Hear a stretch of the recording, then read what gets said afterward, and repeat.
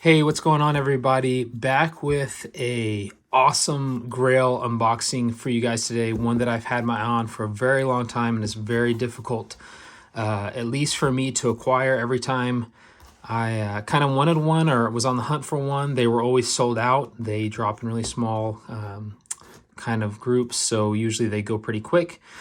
Here with my brother-in-law for this unboxing, Justin. Justin, say hi. Hey guys.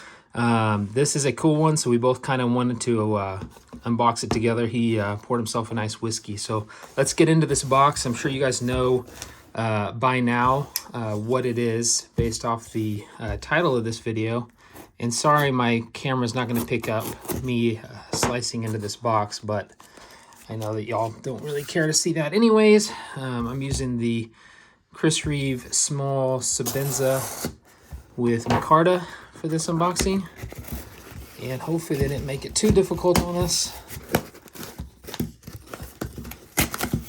Okay, let's see what we got. Make sure there's none of my information on here. So what do we got here? This is New York Custom Knife Show flyer. Cool. So guys, I bought this from PVK Vegas, and we all know what this is.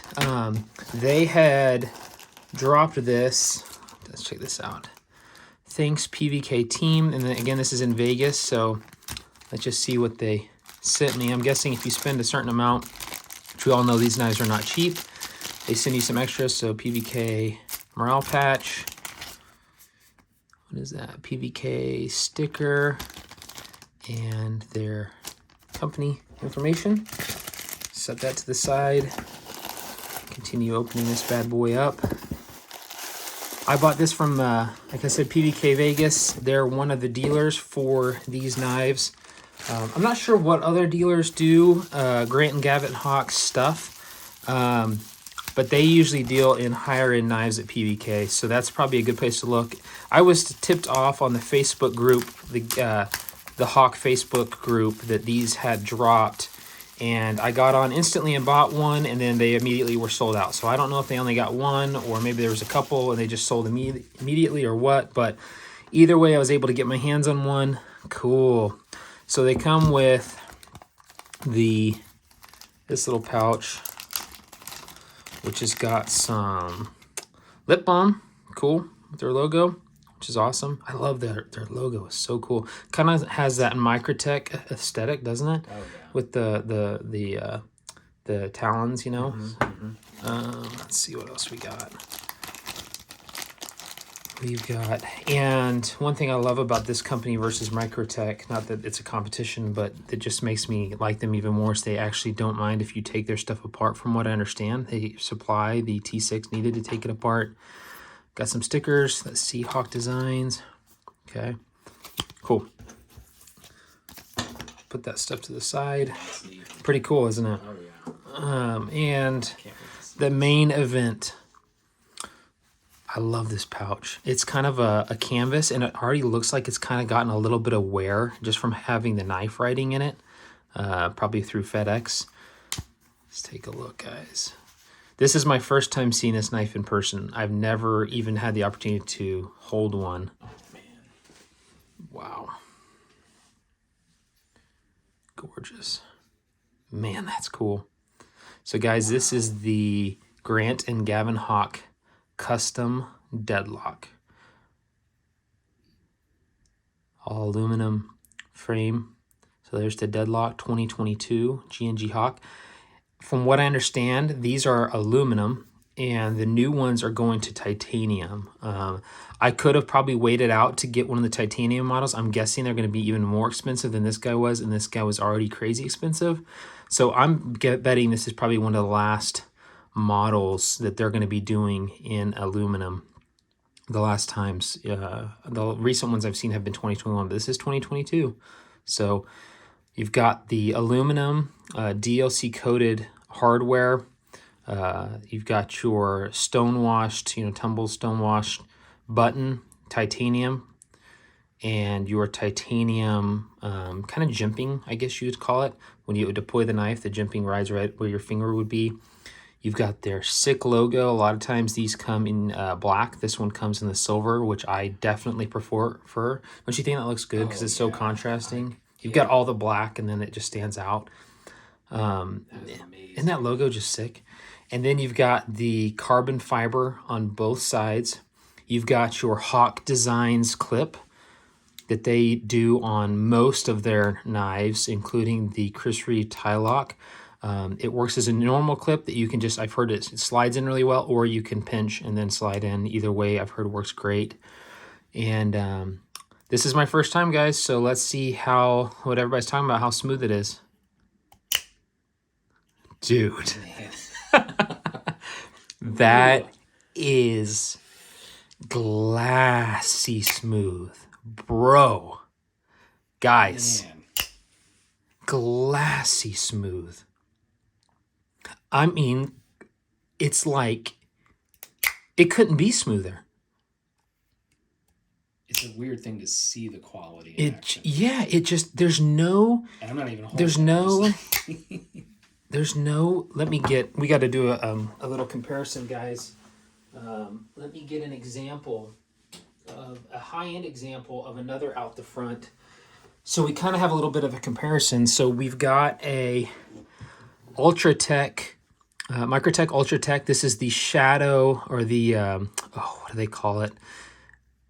It's basically the version that doesn't have any markings on it. This is the Hellhound. Great deployment. Sounds a little bit different. But what I was trying to explain is the take-up. You can almost even hear that. It's got a little bit more grittiness, and you really feel it. Not that that really matters. They both execute in the same way. But the engineering behind this glass, I mean, guys, it is just glass. And then you hit a wall. You push it out, glass, glass, glass, hit a little bit of wall, and then boom, it fires. Perfection. This one, lot harder, a lot less consistent on the button. You can see my thumb kind of, if I go really slow, kind of is like, see how it's kind of jumping? None of that. This one is just fluid the whole way, glassy. It hits a wall, it breaks. It's so much easier to deploy, consistent in the entire deployment. Another thing that makes it the Deadlock, what is special about this other than just being an OTF? Why do people say this is the best OTF in the world? This is why. OTF's design, the way the mechanism works inherently, is it's impossible. You hear that? To get rid of, that's up and down, that's side to side, that blade play, that clinginess. But they need it to have some freedom in this dimension so that it fires every time and it makes it reliable.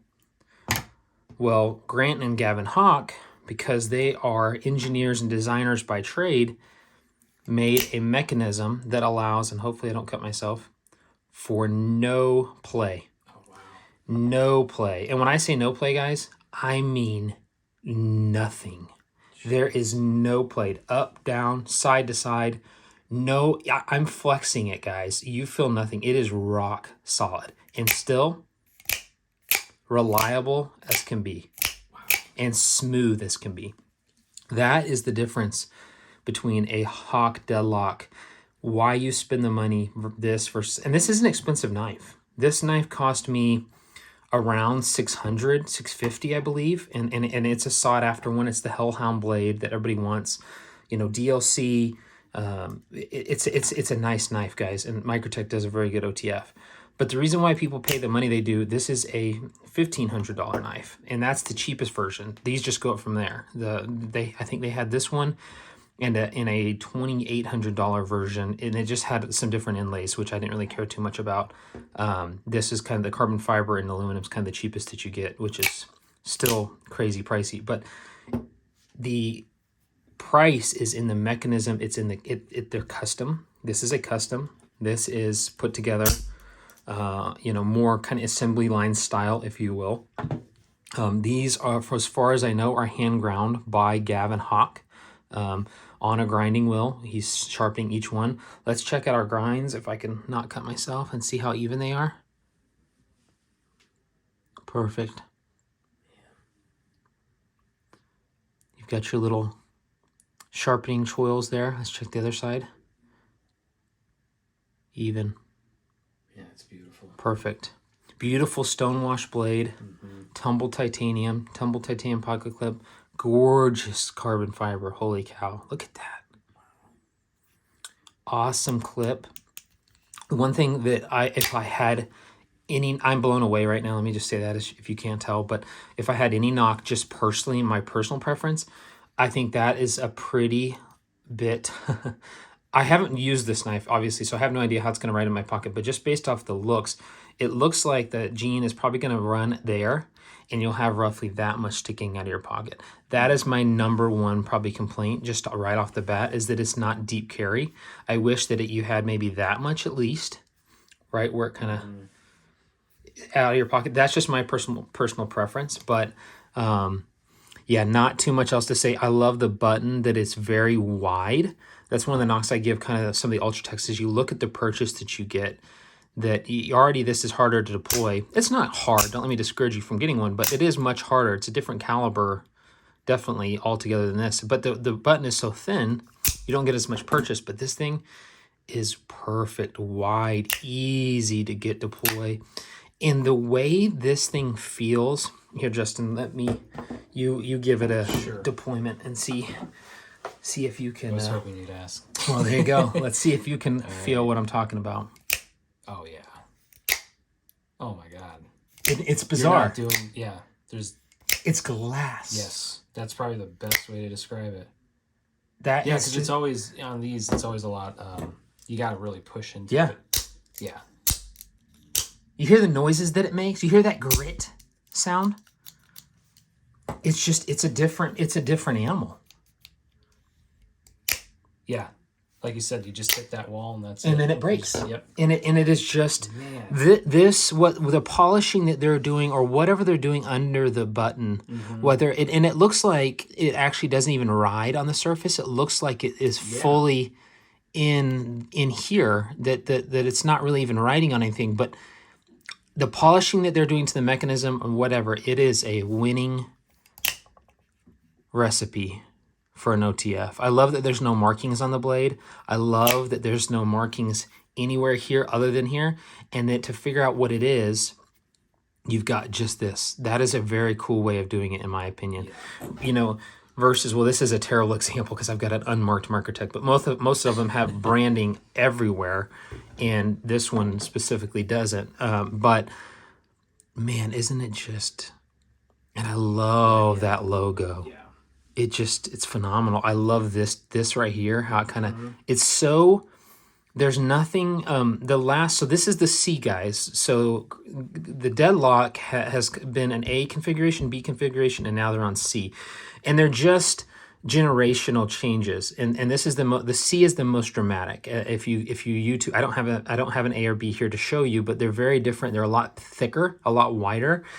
And if you look on an OTF, because there's a mechanism in here, a lot of them aren't very efficient in the blade to handle ratio, meaning that in order to house the blade and the mechanism, it takes a lot more space. Therefore, the handle ends up being a lot wider, thicker, and longer to house a blade because it's got the mechanism in there. These are very handle to blade efficient. And you can see that the blade looks very proportional to the size of the handle. And that is, I love that. It's a very svelte looking design. And you'll notice too, you know, the Infidel is another knife that comes to mind. And it has a very similar shape, a lot bigger. But one thing about the Infidel, you notice how the blade sits directly in the middle of the frame. The Infidel sits very, very low down here, and it's a little bit awkward, and that's just because of the design. But again, Grant and Gavin Hawk, their claim to fame is engineering and mechanism and design. You know, the famed Chris Reeve tie lock, and the way that it has that bar that you roll up and it locks into the frame, things like that. A lot of CRKT's proprietary knives are Grant and Gavin Hawk designs. They're masters of mechanisms, I would say. They do all of these in a farm and on their own machinery. I would assume that Gavin or Grant, the father, he's probably getting up there in age by now and probably not having a lot of influence on the knives. I don't think he goes to any of the blade shows or anything, and it's mostly just a Gavin type thing. But from what I understand, Gavin still makes these in small batches, and used to you could only get them directly from Grant and Gavin Hawk's website. They're now doing them through dealer drops. I think 1 to 2 knives at a time, very small, sell it instantly. And so I got lucky again with finding one on PVK. But guys, it's just incredible. Am I blown away? Yes. Man, I'm kind of going through a thing on the channel, if you guys haven't noticed by my videos, that I'm actually have been selling a lot of lesser value, not value, I don't know how else to say it, but like cheaper stuff. I'm getting rid of a lot of the knives that are a little bit cheaper, a little bit easier to acquire, and putting that money of, say, 2 or 3 knives into one. And that's kind of been a theme I've been doing, and getting down to things that I really deem the best of what they are. Whether that's a Koenig Arius, whether that's, you know, a Chris Reeve Sabenza, whether that's a Rotten Designs Evo, whatever the case may be, a Deadlock, which I think is probably the best OTF in the world, if not one of the best. And so that's kind of the direction I feel like my channel's been going. And this does it, guys. I mean, I'm blown away. I'm blown away by just the feel of it. Everything about the deployment is perfect. Mine is in 20 CV. As far as I know, I don't think the Deadlocks come in anything else right now. I think that they pretty much just use that exclusively. I could be wrong. Anyhow, that's what mine is in. So yeah, guys, it's I'm impressed.